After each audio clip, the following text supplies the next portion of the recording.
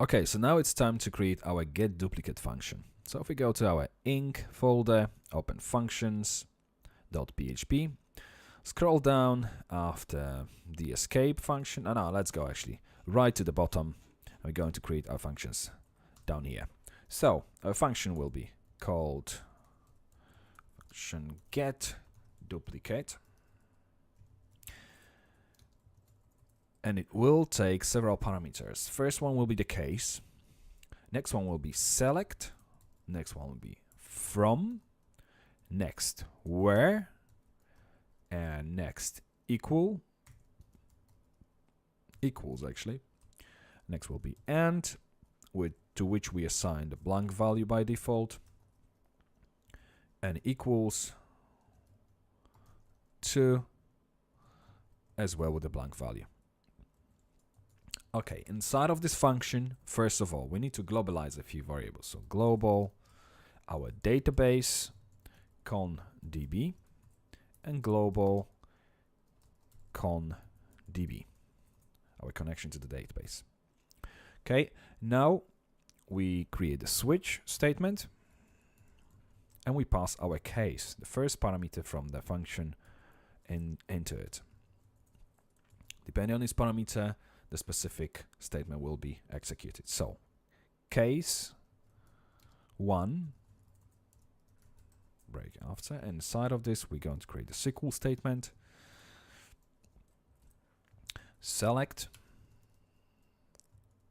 And what do we want to select? We want to take our second parameter, so select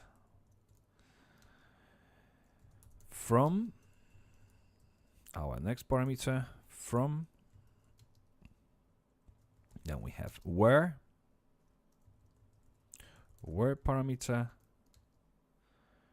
equals single quote, curly brace, and equals.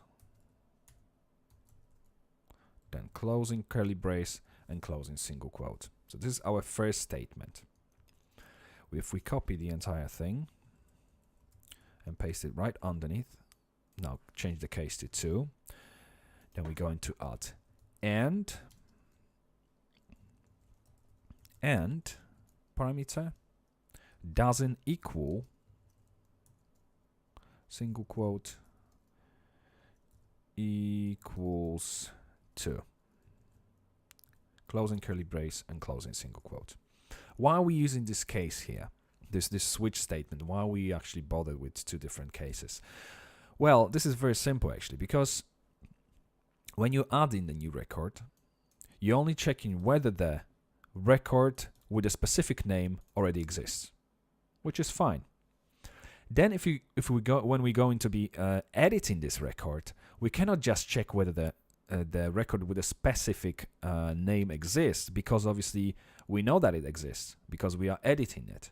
So if we were pressing update button, then the statement wouldn't allow the first statement wouldn't allow us to save it, because it would return true, which means there is a duplicate already with this name. But we also need to specify the ID of the specific record and make sure that it doesn't equal the ID which we are currently editing. So let's say name Dublin, and ID of this name Dublin doesn't equal, let's say, 1. Then it's going to allow us to save by updating our record. Okay, so after all this, after our switch statement, we type MySQL select DB, and it's going to be database conDB colon conDB. Okay, next, result equals MySQL query, and our query, which is SQL colon conDB, or die with the MySQL error message.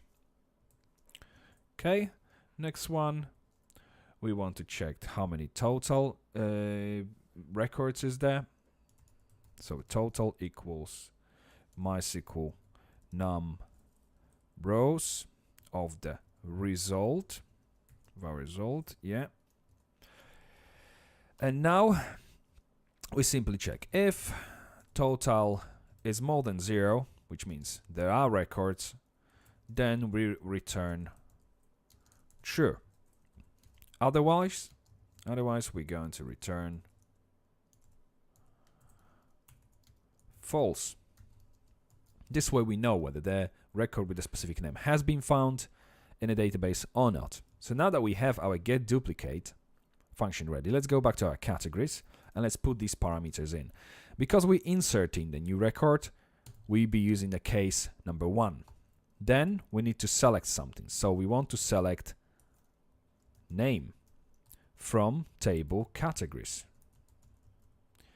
where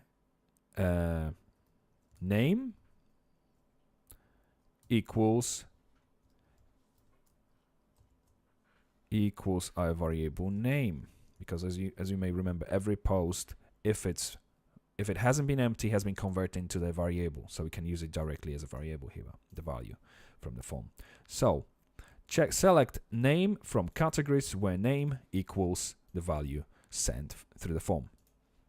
And if it is true, because we haven't got exclamation mark here before this function, which means if it returns true and the post isn't empty, then put it into the missing array as a duplicate, indicating that we have a duplicate record here.